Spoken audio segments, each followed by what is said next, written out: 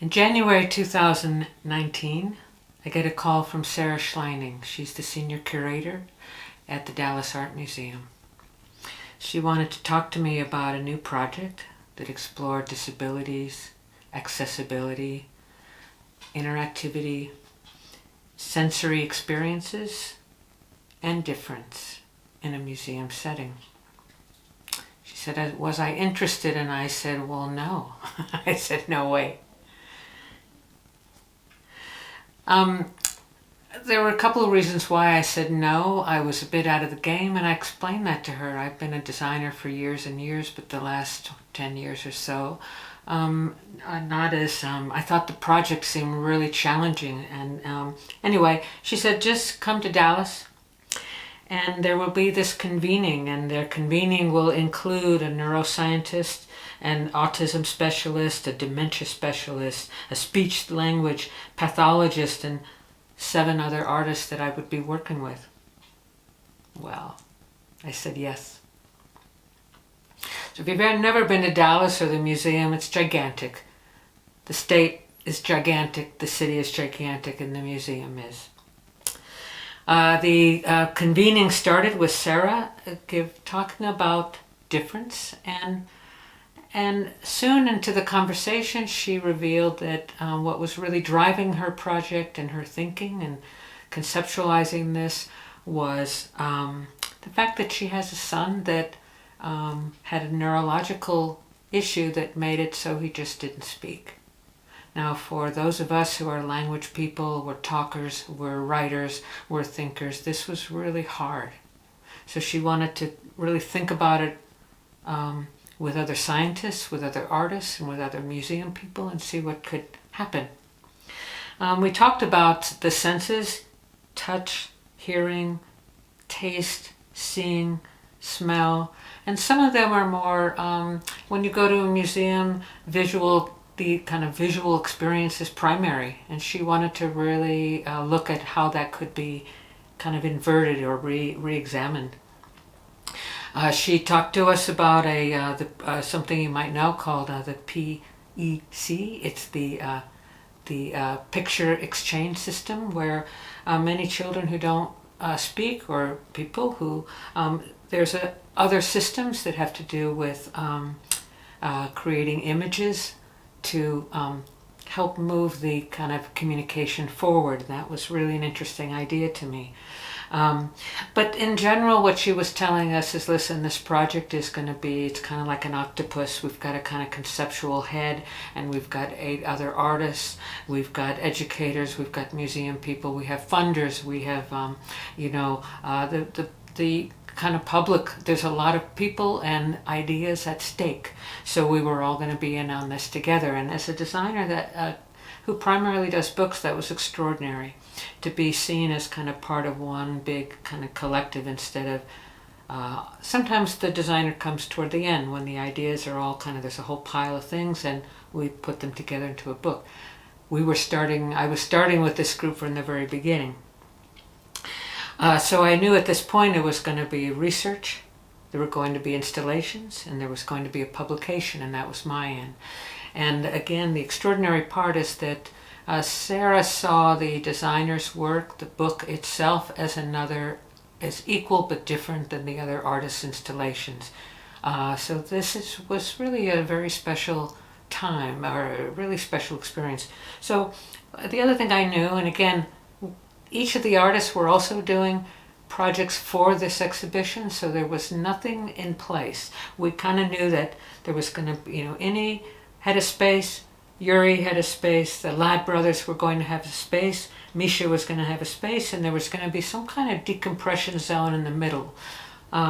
That's all we knew. So there we were. We were all kind of there for a couple of days, and you can kind of see the different characters. There's me looking kind of like, what the hell?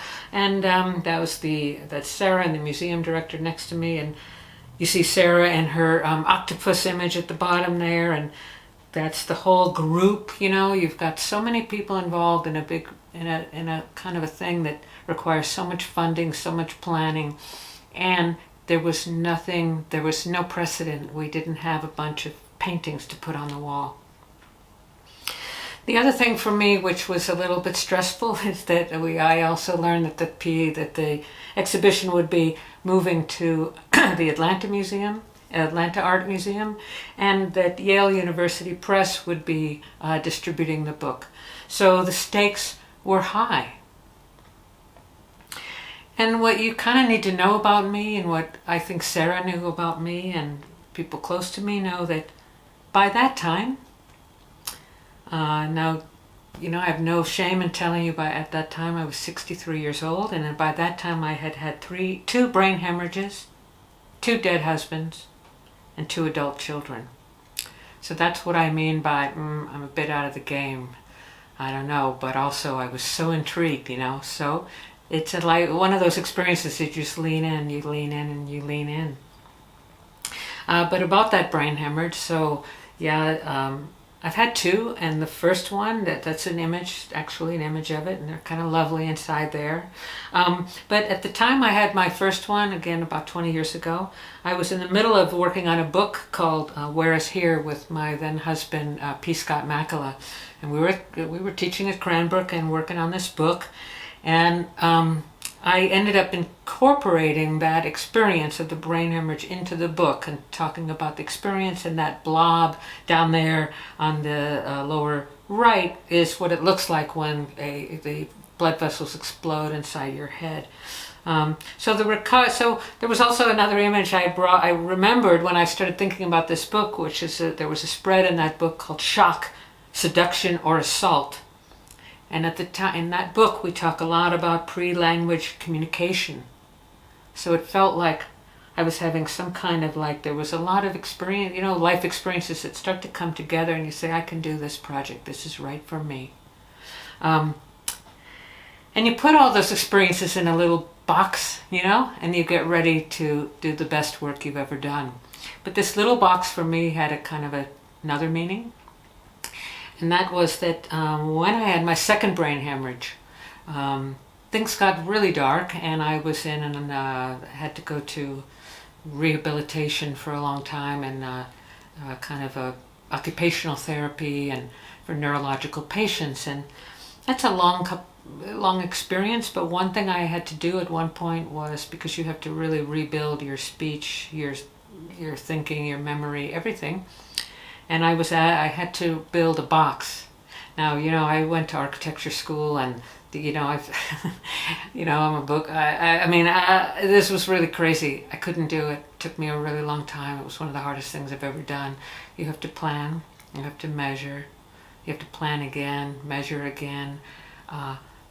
Build it, make a sample. All these things. And when I finished it, it was really one of the most kind of important things in my life that says you can finish whatever. If you try and you plan and you really think about it, you can do it. So I thought about that when I started this book. So one of the first things we did when we got after the convening is I was asked to name the project, which was really great because I like to think about language a lot. And even though this project was not about language, we all still have to somehow communicate what it is. So, of course, after you come out of a meeting, the first thing you do is you kind of like send an email, right? And that's how a project starts. So I was saying, this was amazing. I'm really inspired, and it's got me thinking about a lot of things. And here are some ideas about the name of this exhibition. And, so there was like heightened sensitivities, making sense, beyond sense, mind blown, speechless, awe. And I said to her, the speechless is my favorite, even though perhaps for you it's a little too close to the bone, but it feels right. Now I have another friend who's kind of a linguistic person. She said, speechless, it's kind of turns the thinking negatively. And I said, no, speechless is just something that feels like it's about awe. It's about when you have nothing else to say. It's kind of a beautiful term to me. So we kind of went with speechless, and so I had to start thinking about how to shape that as a kind of an identity. And of course, I don't know if you knew this, but the emoji for speechless is just this kind of circle with like 2 eyes, blank. And, we thought about that. Thought about just making its own icon. These are 2 S's. from this, flip together. Now, we need to and I kind of had this feeling that it had to be swirly, and I wanted it to kind of feel motion, and that it was not attached to anything. And slowly you start to put it together. I'm looking now, what you're looking at is a back, spine, front, cover. These are all just little samples. And we say, what if the cover has no words? The back has this text that's really, if you look up speechless in, any kind of dictionary, it'll say something like this: unable to speak, especially as the temporary result of shock or strong emotion. So I knew that phrase wanted to be there somewhere. I wanted to make swirly thing. Maybe it was words, not sure. Maybe there was a kind of a disappearing element to the word. I was really into for a while this disappearing concept, that the whole text kind of fell apart, because most of us know that you could kind of, by glancing at something, you get the idea. At the time you start to think about, we have a whole, in this book we were representing many different artists in the process in their work. And so you want to have okay, how are we going to, we have some photography issues going on. What's the mood? What are we going to set here? So the more we got into it, the simpler it got. This is front spine cover, of course, the ubiquitous, you have to have the barcode. So, I'm looking at this, and remember, what you're looking at also are textures, different kinds of, what kind of texture is that book? It wants to be velvety, wants to be crinkly, what does it want to be? Okay, so we're going now, oops, Yale says, I just wish you guys had a real, a tagline that says, uses the word design somewhere. And we had educators and the other people in the museum saying, listen, we have to define it somehow so that the viewer knows what this is. So we had lots of people, we had focus groups about this, and that went to things like moving past barriers, finding language, moving toward language, exploring alternative language, sight for senses, senses for sights, sense empathy, all different welcome. All differences welcome. I mean, you can see this. We were all kind of had our hat in the game. Slowly it came together. Speechless, different by design. That image, that kind of phrase on the back. And then it became a thing. And when you do this, it's not just, of course, how it applies in the book. It's going to be all the different applications for a museum, whether it's online or it's in the building itself. It's going to have a million different applications. So you have to this gets handed out to so many people to work with. But anyway, I was really proud of it. And at the end of the day, we had all these speechless, disappearing type, different by design.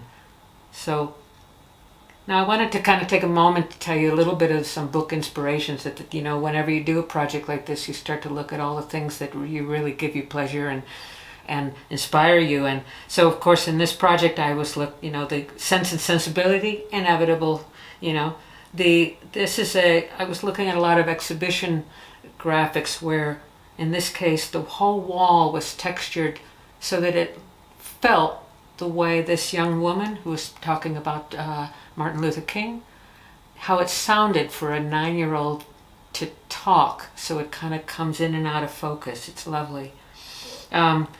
This book of photographs of blind people talking about what they see. Extraordinary book. Different things I'm interested in, just textures and how all these pieces could come together. Textures, edges. Could it crinkle? Could it have a sound? Could it have a smell? These were, all the things you kind of grab and pull into your toolbox. How disappearing could the type be before it really disappeared? Now, in the meantime, the exhibition is in full planning, and this is what I understood the exhibition was starting to formulate, and what you're looking at is this big spaces for the different artists, and then that little egg in the center there that you're looking at. I was told that, Laurie, we're going to make a quiet space, and we're going to put the book in there, and that's going to be your space. What? So following the process.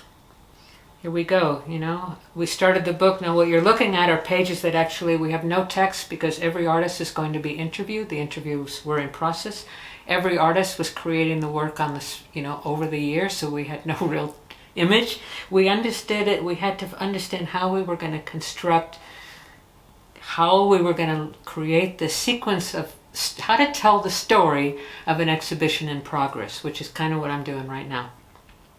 And then you start to see we're filling it in. We have more of the interviews are being done, we're finding out more of the kind of exploratory work. It's starting to build and become something. You can see that, we had a great time. That's Sarah and I working. Sometimes we were in Dallas. Those are her kids. And the little, sometimes I would be online and we would be communicating like that while she was in the office. So this went on for months and months and months.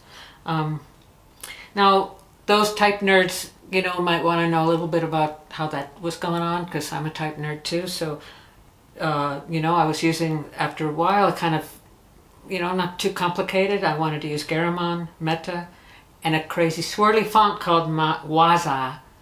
And here's, you start to see how it's building together. We've got my disappearing speechless, and I'm starting to stack up the different what's going to happen. This is, of course, your title page and your contents page. So this is where, for me, is really important. It's like the structural thing, and you say, how do we explain this to people on one page? What's going to happen in this book? A book designer is in, we have to figure out how that we're going to break apart sections, and of course at this point I'm working with dummy text, and everybody knows that's very crazy, because it's never like the real thing. But anyway, you start to see how it starts to come together. We're going to have, this is Sarah's section, and there would be phrases that would come out in the interviews, and one, this is a curious situation of curiosity. So that became a title. And actually I ended up doing the interview with her. So these are phrases that kind of resonate and have a lot of kind of, yeah. So then, we want to include in the book our little mascot, the octopus, and you start to see that in place. The interviews, when you're at typography, you have to figure out how you're going to kind of interleave the person who's asking the questions and how they get answered. And at the end of every section, I have a little like thing from their show, from their work, and this is kind of a little dung hut that he was making, and they're just an ongoing kind of process piece. So anyway, again, a surprise. I was told that, Laurie, you're having a section too. You're one of the artists too, and we're going to interview you and, in the whole thing, and show the process of the book. So this is really a kind of a book within a book within a book and all that. And that was all kind of a surprise. So the funny part about so when I was being interviewed and I was being asked, how did you discover what got you interested in typography and graphic design? And I said, well, when I was in high school, I was the editor of the high school paper, but I really liked making the thing look a certain way, what the page looked like. And my teacher or someone said to me, you do really beautiful typography. No, I didn't really know what typography was, and I kind of knew what topography was, and it was all kind of confusing. But now, years and years and years later, I'm looking at that word, just made us all laugh, topography. And in a way, this section, a topography, is kind of like the sort of the map and the kind of the lay of the land in your life. And this section is really kind of like that. So in the course of this, one thing that kept coming up is we wanted to talk about what is empathy. So the curator, Sarah, asked all of us in those interviews to answer, what is empathy to us? How does it feel? How does it sound? How does it taste? What color is it? And how does it smell? So we went back into those. So if you ask yourself now, listen, if we were really all together in Bend, I would be asking you to kind of make a little note on your paper and ask yourself, what is empathy? How does it feel? What does it sound like? What does it taste like? What color is it? What does it look like? What does it smell like? These are ways that we start to think about how to create a different sort of physical environment, different kind of experience for people. So a section in it is really all about what is empathy. And the part I wanted to show you is like each artist would say, well, what is empathy? Well, empathy is, you're feeling what other people feel. What color is it? Well, it's fucking blue. That was in it. It's round, it's salty, it's terrible. Because for him, empathy means it's deep feeling, and it's a horrible, terrible knowing someone might be in pain. Someone else might say, oh my God, it's wind blowing, it's memories, it's breezy, it's soft white, it's quiet, it's burnt. Now, a deep hug, that was a lovely one. Mine was, what is empathy? It's kindness and compassion. It's a deep red. What does it sound like? Sounds like Sade. What does it smell like? Smells like my kids. What does it taste like? Like mashed potatoes. Soft and warm. So think about it for yourself, because it's all these things, right? So again, in the process of designing this book, just kind of, we're going to think about color, textures, and edges. And I'm really into, these are a couple of samples of different artists that have used edges in a really crucial way. And so I started to look at, and these are just dummy things, I started to look at the creating layers, and there's going to be a color for each of the artists. So each section has a color. Mine's going to be that red one, that, each layer like that. Would that work? This, you can't see its little video, but where you actually see how does that work. But these are all mock-ups, and I'm thinking, gee, I hope it works. Now this is kind of a little funny part where I really wanted to think about how we could add scent to a book, and that's not as easy as it sounds, or maybe it's... But at one point Sarah asked me, she said, well, what if there was a scent in your mind that was really unique for your own experience, what would that be? And I remembered the scent of metal. And this is a page actually from my section where I'm describing that as a long-term seizure person. I've had a lot of seizures over the last 20 years, and what I started to notice is that about a minute before the seizure, I would smell this kind of strange odor, a kind of a metallic smell. And that was the sign that told me that I was about to go into a seizure. And it was right at that moment. If I could catch it in time, that weird smell, and I could warn someone, don't call an ambulance, I'm only having a seizure. So that became, we started to think about metal and how we could add something to the book. And anyway, I ended up doing a series of bookmarks where they were metal bookmarks, one with each of the color of the artist, those little strips, and each artist would have a statement on the back, and this is mine, a metallic smell may be my only warning before falling to the ground, etc., etc. We did this for each of the artists. And those became bookmarks, and those are kind of part of the kind of creating a whole little micro experience for the reader. So 1 year later from that time we had that meeting, it's installation time. So this is all prep, everybody's working on their stuff, and I for the first time see my little eggshell being built. And it's amazing how, if you've never been part of this experience, and a building in the interior of a building can transform just in a matter of a week, just like that. And so we're starting to put the book pages up. We're kind of putting this backing down so it's really quiet inside there. Building it up, you're seeing these kind of like rocking chairs, weighted blankets, things you put on your ears so it muffles all the sound, and then we would put, when the book got published, we would put it in there, and this was a place where people could go when you come out of other parts of the exhibition that have a lot of different senses going on. This is the one space where it would be quiet, and I just was kind of amazed that happened, and to create an experience like that, because people almost never, if you're not a book designer, ever see what a book looks like laid out like that. So this is just a little bit to show you what it's like the rest of the museum. This is everything's in action. People are building around. They're building in different parts of the space. You know, you can see where my space is behind this other entry space. This is all the other spaces are kind of building out of this larger entry space. This is kind of lovely, that part in the back of the book where I have that phrase. It is now part of the big, you know, the elevator, the gigantic elevator thing. So that was kind of special. And now I want to show you a little bit of what was happening with the other artists and designers at the same time. Innie had a year ago had an idea about a little glass thing with kind of sound and something, and that led to creating, that sound was going to create kind of a water thing. That's Innie. And this became the installation. Unbelievably beautiful, but what was more important is what happens afterwards. Now there's people. People are moving things, touching the water, touching the glass.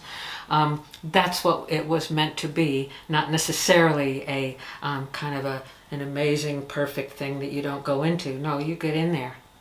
And this was, so this is Yuri, and this is again a year ago, talking to the curator, drawing a couple of drawings, little things.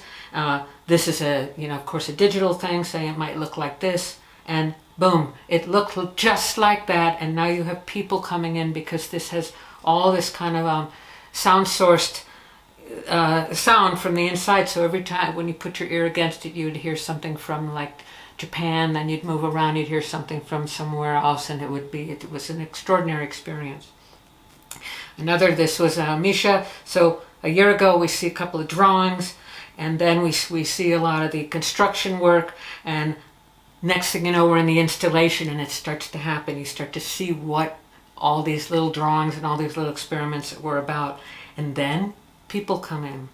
That's a kid and this is the kind of exhibition where you can just lay around and get in and push around, and no one's going to get mad at you. In fact, the kind of the museum folks are telling you, touch, feel, stay.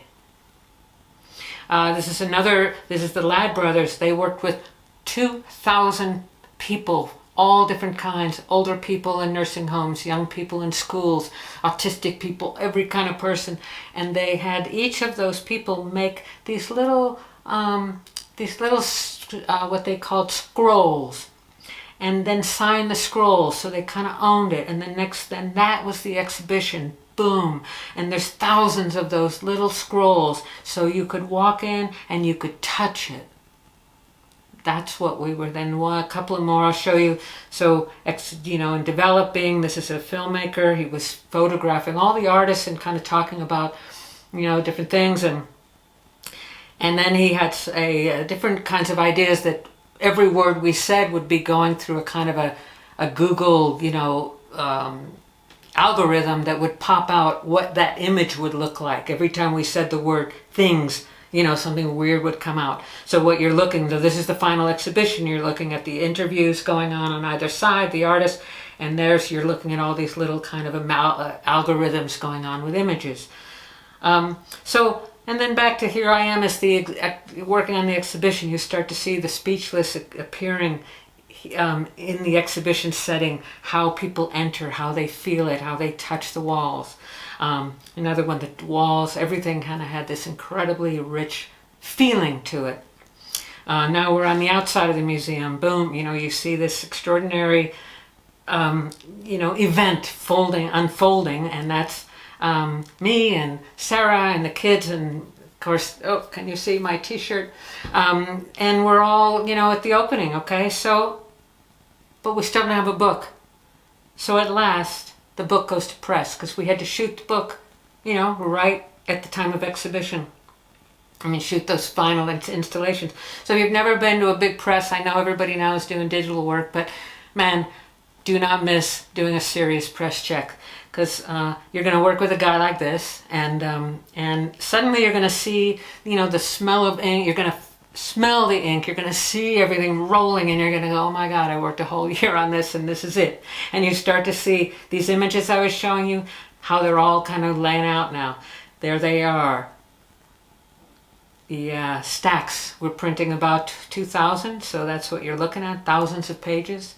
And I'm seeing the trim, I mean, how those colors are starting to come out. It's the first time I've seen it for real. Is that going to work? And then, you go away for 2 months and the printer does its thing. And then it comes home. And this is the first time you really feel it. And it is velvety. And the silver, is really embedded correctly in the back. Looks the way I thought it was going to look. And you can't really feel it, guys, but you can see that it has a texture. And it's just kind of when it's a long process and it's like a baby, and the baby comes home and you're like, whoa, we did this. These are details that you can't see, you can't see until the book comes back. And that thing I was showing you, yes, it worked. And you start, and then that's my acknowledgements page. That's when we're looking at, instead of having lists of thousands of people, we said, you know what, it's like our octopus. We're going to thank everybody in the octopus. Just a couple of pictures of my favorite pages. And that's when you start to see again, the colors working. These images, you can't tell until it's all done, but you can kind of guess. And then I'm going to tell you something. When a child touches it for the first time, and they're not readers, they're just holding an object that creates a sense of desire and interest, that's when you've done a good job. Thanks, guys.